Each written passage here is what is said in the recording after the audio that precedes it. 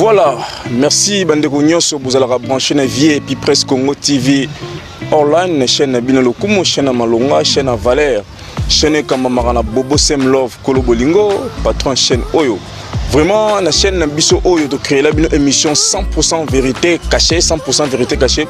Émission Nabino qui taka partout, émission qui taka partout, qui n'a pas fin fond au bête solo. Il y a la réalité le Kanakatia RDC précisément dans ville province de Kinshasa. Votre présentateur Christian Nzeza CZ, le général de la presse, a quitté le terrain. To bête li solo ya ba jeune ndengenini, ba jeune ba ko s'en sortir na kata ville de Kinshasa. Parce que na kata ville de Kinshasa, on a kata Congo, ba jeune à 40 ans d'âge, ba là na salon chez les parents. Ba balate position ezati. Donc senti que ba jeune bazo kemba idéologie comme ba ya ba telema na ba balabala idéologie pianga 1000 francs, pianga 200 francs, ndé bazo vivre. Oto benga ngo matolo.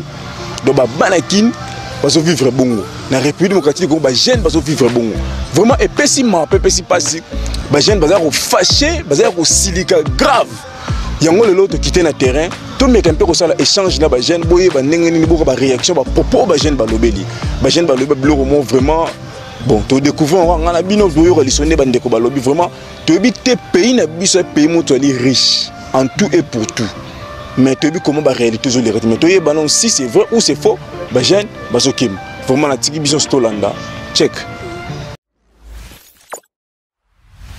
mote papa boni ouais boni peu kimia bon golo banini parce que tout le monde se les remarque moi que non difficulté à ma casse ba jeune arrête Kinshasa ba pour s'en sortir tes causes des années bon cause oyezo boma actuellement ba jeune ba se retrouver té et à cause moi la trop politique vu que politique en mboka tambola mabe boyo kaino na kati na bango ba likolo ba to gérer mboka ezate ba sana ngote ndé ba jeune le ba souffrir même si ba scientifique à likolo ba loba donne-moi une bonne politique moi je te donnerai une bonne économie c'est la politique qui engendre tout ce qui politique le est comme au kufa et rebeli boye ba jeune ba za na avenir té ba za na avenir té sonné politique na niveau ozomona lelo o salité est comme partout nzala est comme partout mokonzi ya mboka akoloba biloko ekita mokonzi ya mboka biloko ekita bato ya zo gérer balobi biloko ekokita te contradiction entre bango bato gérer mboka ndé ezo sala ba jeune lelo ba souffrir ba jeune congolais baza ba jeune ngana apprécier mingi baza ba jeune oyo baza ba courager ba lukaka mais bazo se retrouver te mutazo kota bimba na tongo ti pourquoi aso bimana na boko na 5000 francs 5000 francs na funda ko ya 4 ou 3 enfants alors laisse bango ndenge nini. Donc politique en Boka il faut ebonga papa politicien bati batala nanu intérêt il y a bien public batala intérêt la population il y a peuple oyo bazo kamba pour ça la population et comment le rôle de la population il y a ngambu il y a parti moko boye et on a ngina banda ba peuple en général parce que les lorsque biso mboka ebongi peuple nyonso a ko se retrouver si cause à cause ya nini parce que micro na biso tamboli le ba jeune bazolela avance mais ne veut ba jeune. Et là, on est jeune, bazali courageux, tout gouvernement, tout bakondia mboka bazo bloqué via ba jeune qui est liboso. Parce que tout le monde est jeune à 40 ans là dans salon chez les parents. Bon, n'est-ce pas lobaki eloko liboso. Cause ezali mauvaise politique ya mboka. Politique ils ont marché bien té.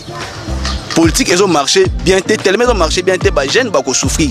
To bandi yango banda kala, banda 1960. Cause ezali ngwana banda 1960, mboka auto banda ba tractation politique. Oya Lumumba ba révoquer pas Kasavu ba révoquer pas Mobutu ba mboka na biso ba politicien de bazo mayango biso ba jeune tozo luka na ndenge stoki ko luka mais tozo se retrouver te tala lelo o tozo toki ko lobake toke le roi na ba église na ba confession religieuse tala niveau ya ba divergence il y a des idées ba o ba lobit oyo ba wa bi oyo te nyoso wana biso ne peut trop subir biso ne peut trop subir yango. Cause est mauvaise politique ou ezali ko gangrener ko ekolo na biso Congo yango tozo senga na biso peuple to côté élément to kotala ke wana oyo bozo benga soki mokonzi na biso to komona ete o to benga mokonzi ya groupe mo to komona ete biso to regarder biso peuple to telemi tozo bouter bango dehors donc peuple c'est à dire ba jeune nyonso mboka o ba telema ba chasser pouvoir en place pour ba jeune ba se retrouver te ngolo ba bongo donc on a ngina lobeda ke peuple nyonso a côté lema pote ayeba mouton so do gérer ma be atia libanda on so do mona kazo na esprit ya ko boma peuple tokotel ma biso c'est vraiment ngai personnellement excusez-moi na la publicité na créé association 21e siècle association 21e siècle comme slogan celui de tous les changements de yango tokotel mi c'est peuple wana akenda bouter dehors ba policier nyonso oyo bazali ko nyokola biso na niveau oyo bango bazolia bazui pouvoir 2 ans après. 2 ans après, 2 ans avant, 2 ans après. 2 ans avant, on a locataire, 2 ans après, a commis bailleur, n'a pas d'étage. Mais le peuple a un ceux qui ont pouvoir, beaucoup misala. Peuple a un ceux qui ont pouvoir, bino, bogotonga, bogobala. 2 ans après, peuple ni na Bali, peuple ni na Zumusala, peuple ni na se retrouver marché économique, marché d'emploi, et Matito Kiti, bar est toujours sur, est rouge.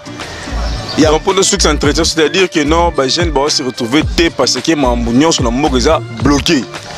Le peuple va se retrouver, on a répété en gros, ceux qui n'ont pas toujours la cause de la politique et ça m'a bé. Politique et ça m'a bé, la politique va gérer sur bazar égoïste. Parce qu'il faut prendre un bango. Parce qu'il faut prendre un bateau, un banda, un banda qui est na poto. Il y a un moment où azui le lot, moi malade, il va tiner na poto. Azui moi le lot, moi à quel poto. Biso peuple on va baloba na muno peuple ni mo loba na muno peuple on biso ndето souffrir to éviter ba ça so ba aventure ba ça so ba balinga ba mabiso wapi to kufa po ba sepela oza mokonzi po population azali oza mokonzi po peuple azali oza mokonzi po te ba tout monde ozo gérer bazali mais ceux qui batali lo ba kufi bazate oza sedi oza su mokonzi te ba bongisa mboka kufi makasi mboka eza ko beba na niveau moko 0 yo ozali journaliste d'investigation kota na ba compagnie minyoso au monde ba grève en abondance. Ba grève en abondance. Au cause idée. C'est-à-dire que Mboka ezo marché te mutu. Yo eu pouvoir après 2 ans mais bazali na barrière à salaire il y a 12 mois. C'est-à-dire c'est tout depuis mandat na mobimba depuis 2 ans yo sai na pouvoir bazaka na ba chômage. Bazaka na ba grève ba futa maté un paiement partout. Merci mon Mboka.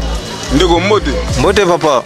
Mais balobi ke bilo ba jeune akini bo na kanda mabe parce que bo se retrouver de Vili Kemba mabe rolo bani na mutuneza solo to le couteau to kine micro 100% vérité cachée toeba kanda mabe tata kanda mabe kanda nini tozola la banzala balobi oto voter bango to cha bango na poste lobi lobi ba kosunga biso population lelo tozo kemba ti lelo kaka kemba si talaka pe. Ce que bien les jeunes, ce que bossa ce qu'on est, ce deuxième les jeunes bougent en n'engagent parce que les jeunes bolbi non, na qui n'a-t-il le jeune à 40 ans là dans salon chez les parents, ils sont solo. Ah, père, là je suis na ramba lobagat. Boza la garati 50 ans na manda kwa bot. Bosko to sande. C'est bien les jeunes bon courager. Aïe. Toza la courager n'engagent jeune à tangi na université, à Sisi université na palais. Donc il bamba on est dans Sisi na université, à na palais chômage. Bobo créé, besoin de créativité. Dozo créé aussi mbaté. Dollar c'est beau créé. Dollar réseau français, l'icolaison mataka c'est comme mata. Tout bandaka na 3600 francs. T'as le lot comme na soki na 20 000 $, 20 000. Ata yo moko papa journaliste to lo banine. Ata yo moko. Ah, ce que boule na so ezande. Boule na biso zalia, gouvernement tozo mona ngo zo tambula bien te. Papa mokonzi, ata le gouvernement ou Abou Versango, pour tout le monde, le gouvernement, ils ont bien été. Il n'y a pas de journaliste. Dans ce cas, il y a une idéologie de jeune penalty 40 ans chez les parents. Ils en ont fait solo dans le lobby. Chine a rambo déjà le baka, ti le lot zomonango. Ti le lot Chine a rambo déjà le lobby qui est beaucoup zala. On a ti 50 ans dans la boîte. Chine a rambo tende dans la copie. Ah, à Kenya mais vas ami balé de autres travailler. Yo évite. Chine a rambo vas ami balé aux autres travailler. Après Chine a rambo. Alongwe ache dofe nae dofe papa Tshisekedi na minito moi biso to loba ezati bakangisi biso ka bush tozotana na biso wapi so boke ne botua to yebite bonde batu bakoyeba nde babi ba tenenge bino bakolovi bazo bakangisi biso na muna to biso so ba docteur muna kashine na elongi to ba docteur biso nyoso ngana saki médecité mais lelo komi docteur que c'est maladie na mboka maladie abesco. Et papa journaliste, et Besco, malade, on a dans la coupe la malade. Papa n'a pas coupé la malade, maman n'a pas coupé la malade.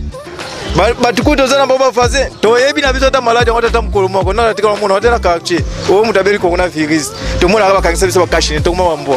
Ce message dans le papa notre balandi image, au papa balanda image, au nenge bino ba jeune kin bo fâché les lobobi qui non souffrance les qui makas. Message nous anime ya kanda, au rolo bana kanda au le bozana.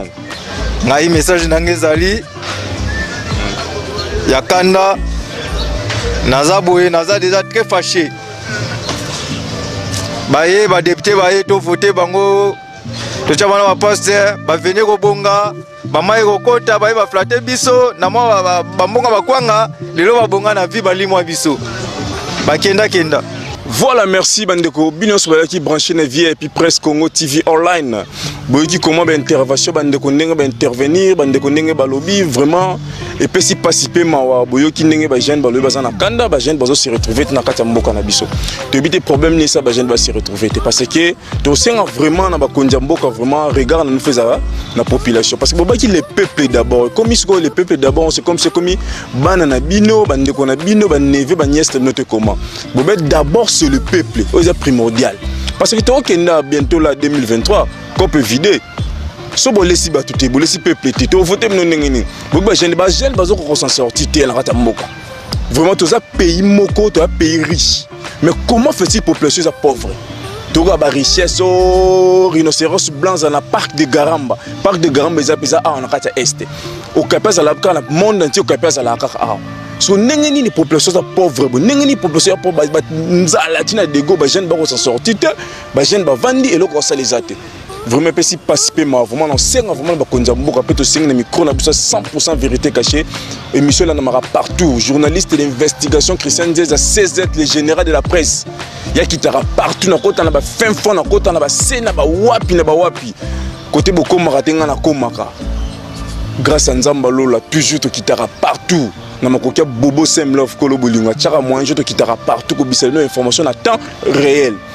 Vraiment nous sommes presque à la fin émission na biso to silisi boki ndenge bolandi bande ko nyos ne baluto pesi bino nyos merci na bato bozala ki branché na Rolanda émission na biso 100% vérité cachée émission c'est comme na souka remerciement na Bobo Sem Love Kolo Bolingo belé Miss Bijou du Congo Motema Pembe Misha Marciano Nempiangu Kendi la TV bana tu Angola mbote na bino Mama Passi na katia Evre Mama na Gaël Nzeza Grace et Henri Bambote Belé Emmanuel Moussiti ya Sandra Kanda SK Mama na Nanyoyo bientôt koma Benjamin Kota Motomoko bien Maboko Bank depuis quelque part Dorian Lumwambu depuis l'Inde Oresti Mwanimi plus blanc que la neige Obed Glyph Poutou Misapetalo na Brazzaville Docteur Chansar Foufou Maria Moubari joyeux anniversaire évangéliste Régis Safati homme de Dieu mon ami de longue date